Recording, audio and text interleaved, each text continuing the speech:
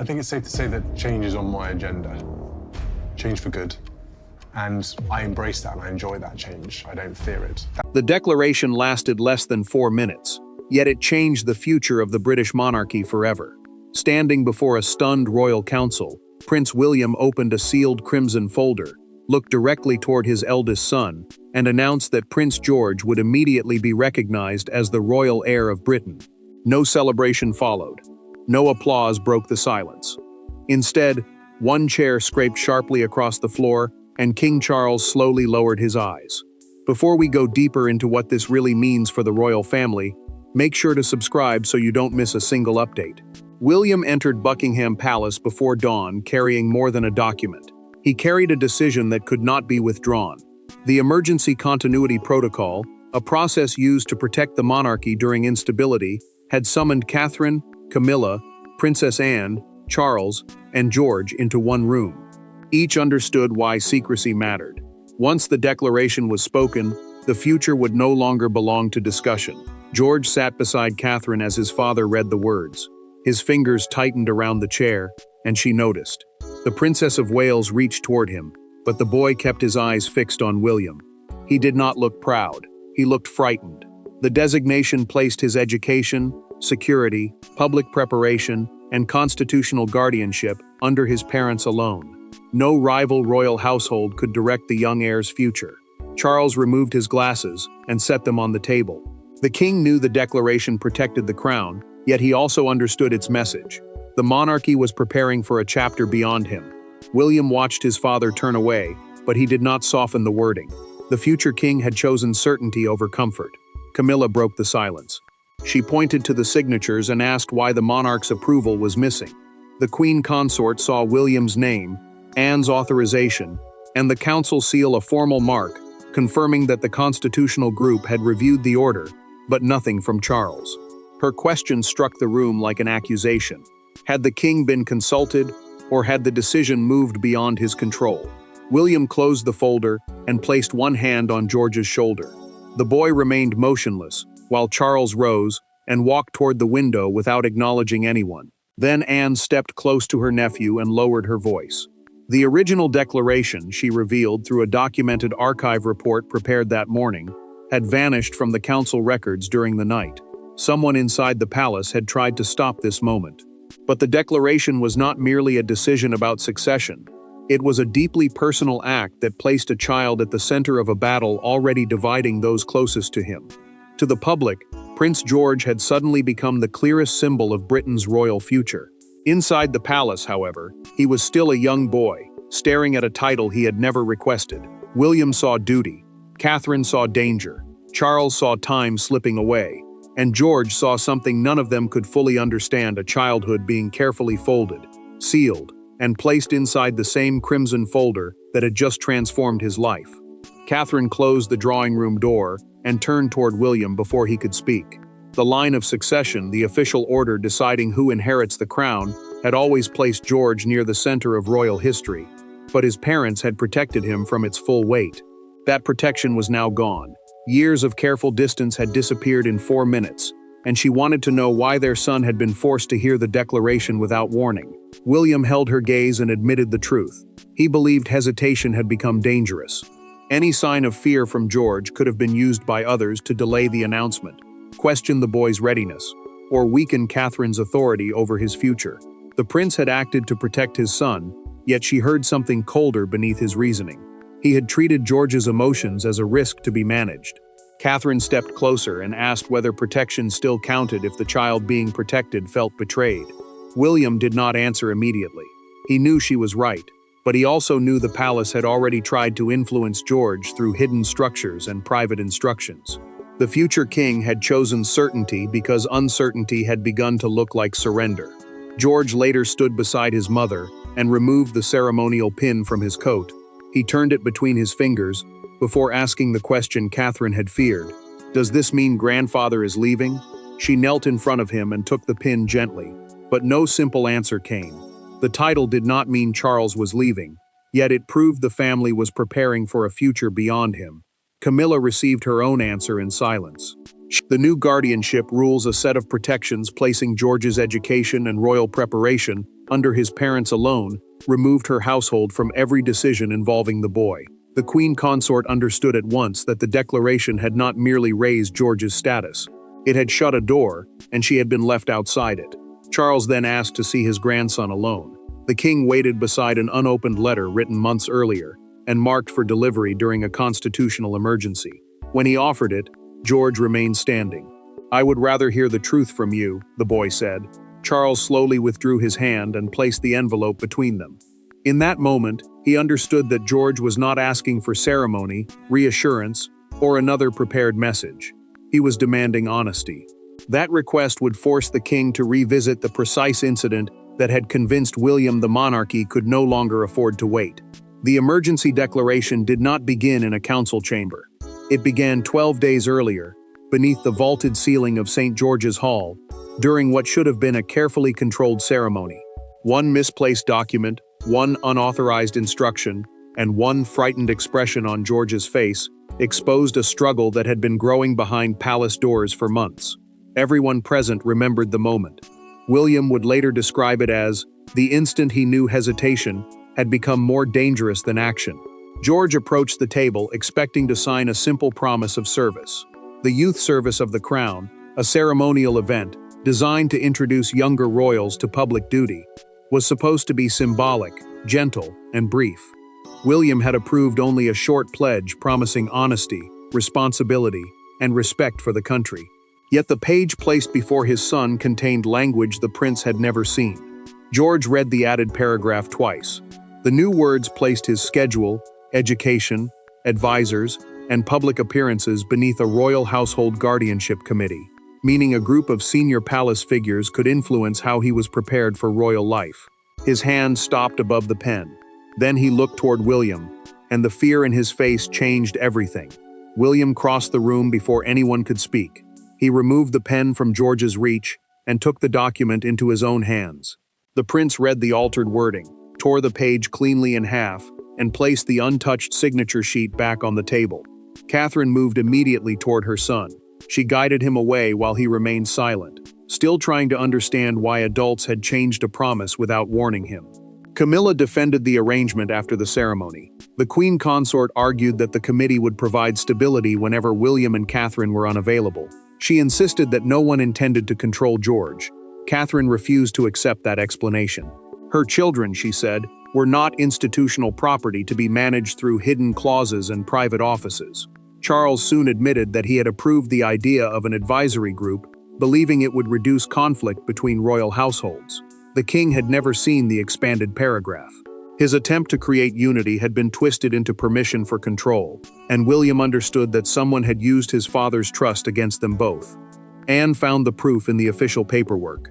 The Princess Royal compared the ceremonial copy with the original council draft and discovered a handwritten authorization code beside the added wording. A documented account from the distribution clerk connected that code to the private office responsible for sending papers through Camilla's household. She could not prove the queen consort had written the instruction, but she proved the alteration had passed through her circle. William entered George's room that night and found the unsigned pledge on the bedside table. He promised his son that no one would ever decide his future through hidden wording again. The emergency declaration was William's answer to that betrayal. But when the family gathered again, Camilla refused to let the future be rewritten without confronting him face to face. The palace doors had barely closed after William's declaration when the argument erupted. Camilla followed him into the adjoining council library, demanded that the guards remain outside, and placed the altered Windsor pledge directly in front of him. She accused the prince of using George to seize control of the monarchy. William did not raise his voice. He simply pushed the document back across the table and told her that George had already been used once. Camilla stood across from him with no aides, secretaries, or council officials to soften the confrontation. The emergency title, a special designation, created to protect George's place and preparation within the monarchy, had moved authority into William and Catherine's household. She called it a breach of royal cooperation. To her, the decision did more than defend a child. It shut Charles's circle out of the future. William refused to retreat.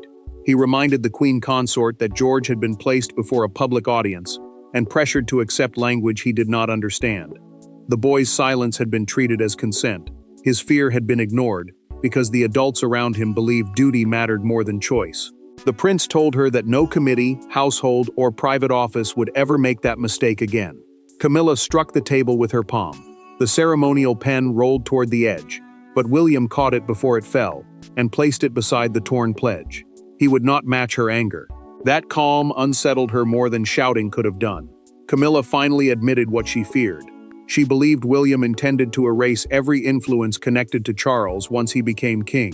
The queen consort saw the new title as the first step toward making her irrelevant, powerless, and remembered only as someone who stood in the way. Her fury was real, but beneath it sat something more painful, the terror of being discarded. William answered with the authorization code. The handwritten mark beside the altered paragraph connected the wording to her household. Camilla denied giving the order and demanded proof that the code had come from her. She argued that someone could have used her office deliberately, hoping to create a permanent break between her and the future king. William already had more than a code. The clerk who prepared the pledge had given Anne a signed account, confirming that the revised wording arrived with direct instructions not to show Catherine. The documented statement did not name Camilla personally, but it proved the secrecy had been planned. Camilla demanded the clerk's identity. Before William could answer, the library door opened. Charles had heard enough. The king looked from his wife to his son and understood the truth. Each believed the other was threatening the monarchy. Yet the confrontation could not determine who truly held the power, because the final authority rested with a monarch now forced to choose between preserving his marriage and protecting his grandson. King Charles had spent a lifetime preparing to defend the crown, but nothing had prepared him to defend it from a conflict inside his own family. On one side stood Camilla, demanding that he reject a declaration she believed humiliated her household. On the other stood William, refusing to withdraw a single word. Between them was George, a child whose frightened silence at Windsor had transformed a constitutional dispute into a grandfather's reckoning. Charles still possessed one final form of leverage. The emergency declaration could remain valid without his public signature, because William had acted under a continuity provision, a safeguard allowing the next generation to protect the monarchy during a serious internal crisis. Yet the king could still weaken its force by refusing to recognize it openly. Silence would not cancel the order, but it would leave the family divided before the entire country. Anne refused to let her brother hide behind that silence. The Princess Royal met him alone and warned that neutrality was no longer possible. If Charles withheld support, William would see rejection. George would feel abandoned. Camilla would believe the king had chosen her side, even if he never said so. Anne made the consequence painfully clear. Doing nothing had become a decision of its own. Camilla approached him differently. Inside their private apartment, she asked whether decades of loyalty meant anything if her judgment could be dismissed without a hearing. The queen consort did not shout. She spoke with quiet hurt, reminding him how often she had stood beside him when the institution had turned cold. Charles listened, but he could not promise to reverse the declaration. That refusal wounded her more than anger would have done. George found his grandfather near the council corridor later that day. The boy asked whether accepting the new title meant choosing William over him. Charles froze. The king had feared constitutional collapse, public division, and family rivalry, but he had not prepared for that simple question. He told George that love was not a side to be chosen, though even he could hear how incomplete the answer sounded. Anne then delivered the truth through a documented council memorandum, retrieved from the royal archive. Years earlier, Charles himself had approved the emergency mechanism, after privately warning that a future heir might face pressure from competing households. The old paper carried his own language. Charles placed that memorandum beside William's declaration. The matching phrases were impossible to ignore. His son had not invented the safeguard. He had activated the warning the king had written when George was still an infant. Charles pressed his thumb against the page and asked for the declaration to be brought to his private study. He uncapped his fountain pen, then stopped. "Bring George to me," he said. The king wanted his grandson to witness the choice. Charles's decision would give the declaration legitimacy, but it would also unleash consequences that no signature could contain. By sunrise, the declaration had divided the palace into two unmistakable camps. Staff assignments changed, security briefings were rewritten. Doors that had always remained open were suddenly guarded. George's name appeared at the top of documents previously reserved for senior working royals. Yet the most devastating consequence unfolded quietly. Camilla returned to her rooms and discovered that every file concerning the young prince had already been removed. George's security classification rose before breakfast. The change meant his movements, public appearances, and private schedules would now receive tighter protection than before. William and Catherine gained final approval over every engagement involving their son, while a new heir preparation office, a small team created to guide his education and future responsibilities, began operating under their direct authority. The shift mattered because it ended the influence of competing households and placed George's preparation firmly inside his parents' control. Courtiers loyal to Charles received new instructions within the hour. Senior aides who once reported through the King's Circle were told to coordinate with William's team whenever George was involved. The future king did not celebrate the change, but everyone around him understood what it meant. Authority was moving forward, quietly, relentlessly. Camilla opened the first cabinet and found empty shelves. The queen consort checked the second, then the third, hoping someone had simply moved the files without warning her. The final drawer held only a blank folder. She closed it slowly, turned the key, and left it inside the lock. For her, the removal was more than an administrative decision. It was proof that distrust had hardened into a permanent boundary. George sat at breakfast without speaking. He pushed away a plate he had barely touched, and Catherine immediately dismissed the staff. The Princess of Wales moved beside him and admitted that courage did not mean pretending to be unafraid. Her son looked at her and asked whether everyone was angry because of him. She told him the anger belonged to the adults, but the answer did not erase his guilt. A broadcaster interrupted its morning program before the palace released any statement. The presenter repeated the exact phrase, "Royal Heir of Britain," proving someone inside the emergency meeting had transmitted the title. Anne reviewed the timing through a recorded security briefing and reached a chilling conclusion. The leak had been deliberate. Anne understood the purpose immediately. Once the declaration became public, Charles could no longer soften it. Camilla could not challenge it quietly, and William could not withdraw it without appearing weak. The unknown source had forced the monarchy into acceptance. George later stopped outside his father's study. Through the closed door, he heard William confess to Catherine that the title might protect their son's future while permanently changing the child he was today. The declaration had become irreversible, but its true meaning would not be decided by councils or headlines. It would be decided during one private conversation between a father and his frightened son. That evening, William entered George's room without advisors, guards, or prepared language. The new heir was still wearing the small crown pin attached to his jacket because no one had told him whether he was allowed to remove it.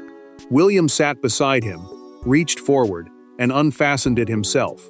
For the first time since the declaration, the future king stopped speaking as a prince and began speaking only as a father. William placed the pin on the bedside table and told George they would speak without documents, officials, or instructions.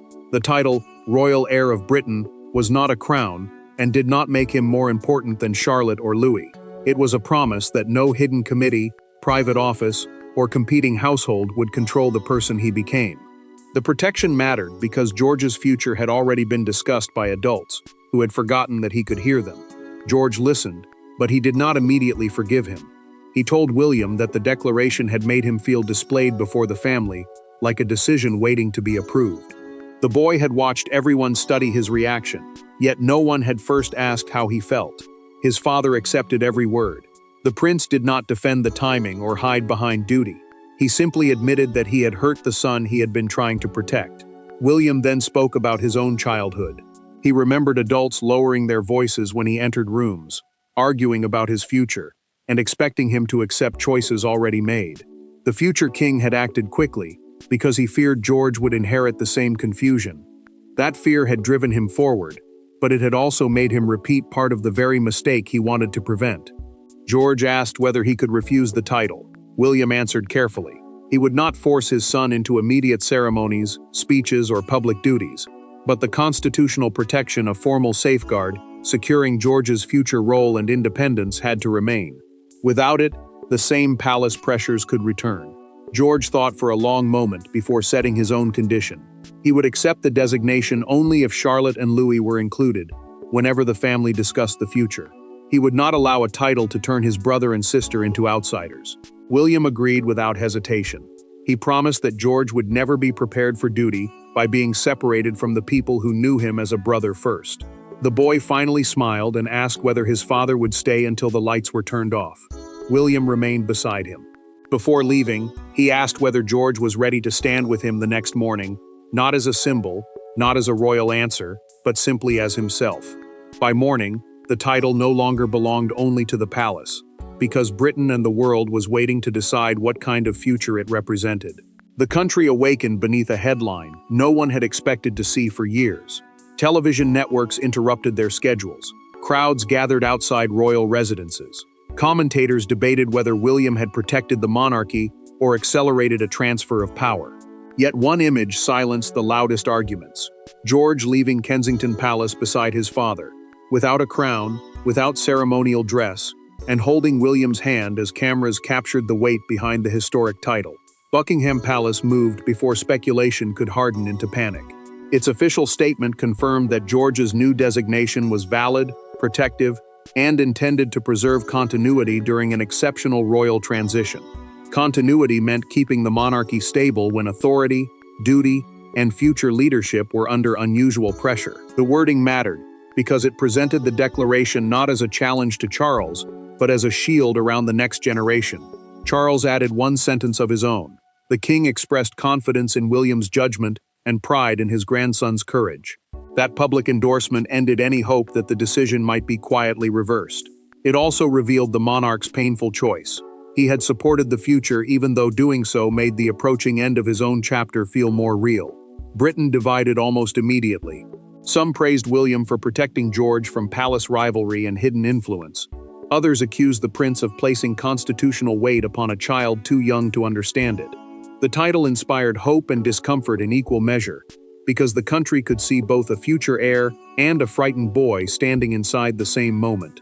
Camilla watched the coverage alone. The Queen Consort remained silent as broadcasters described the declaration as the beginning of William's monarchy. When one commentator questioned why her name had been excluded from the palace statement, she turned off the television. Her absence had become part of the story, and she understood that the new royal order was already defining who belonged within it. The Crown Chronicle captured the mood with a fictional front page showing George looking toward his father beneath the headline, "The future has a name." A smaller caption asked why the palace had acted before the king's reign had ended. That question spread quickly, sharpening every fear the official statement had tried to calm. Hundreds gathered near Buckingham Palace. Among the flowers, a young boy placed a handwritten card reading, "You can be brave and still be scared." The words echoed what Catherine had privately told George, though the child at the gates could not have known it. William later approached the microphone with his son beside him. Then the future king stepped back. George looked at his prepared card, folded it once, and spoke without reading. "I will learn, but I will not forget my family." The crowd answered with long, emotional applause. That single sentence transformed the declaration from an act of royal power into a promise, and the family now had to decide whether they were willing to live by it. The emergency declaration did not crown Prince George, nor did it end King Charles's reign. What it ended was uncertainty.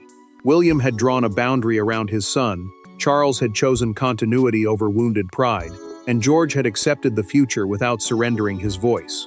The monarchy emerged altered, not because a child had been handed power, but because the adults surrounding him had finally admitted that protecting the crown meant protecting the human being destined to carry it.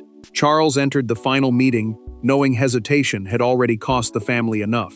Before William, Catherine, George, and Anne, the king signed the recognition order, a formal document confirming the new title and preventing rival households from challenging its authority. His signature did not surrender the throne. It secured the future, while making clear that no hidden office could interfere with the young heir again. George watched the pen move across the page without celebration. The new designation would not force him into immediate full-time duties. He would continue his education, remain close to Charlotte and Louis, and prepare gradually under the direct care of his parents. That decision mattered because it protected both sides of his life, the public responsibility waiting ahead, and the private childhood still slipping through his hands. Charles then turned toward his grandson. The monarch told George that the crown belonged to no single generation and could never survive through control alone. Preparing someone to inherit, he admitted, also meant knowing when to step back. The boy listened closely, and the king understood that this was not merely advice, it was an apology. William offered one of his own. The prince admitted that announcing the title before speaking privately to George had been wrong. He had confused protection with silence, and urgency with permission.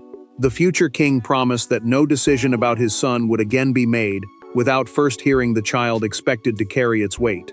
Camilla faced Catherine soon afterward. The queen consort returned a duplicate copy of the altered Windsor Pledge and did not ask for her previous influence to be restored. She acknowledged that George's household must remain independent. Catherine accepted the document, but the Princess of Wales made one boundary clear. Trust could be rebuilt only through honesty. George then made the final request. He wanted Charlotte and Louis beside him in every future preparation ceremony and in the family photograph marking the declaration. William agreed immediately. The title would not isolate the heir from the siblings who reminded him who he was. Charles signed the final page and passed the pen toward George. The boy did not sign. Instead, he handed it to William, reached for Charlotte and Louis, and walked from the chamber with them. Naming George royal heir of Britain had never been an attempt to replace Charles. It was William's refusal to let fear, rivalry, or hidden ambition determine his son's destiny. The crown secured its future, but its greatest victory was simpler. George left not as an institution's possession, but as a son, a brother, and an heir finally protected by the family sworn to guide him. Thanks for watching. Please don't forget to like and subscribe, and we will see you in next one.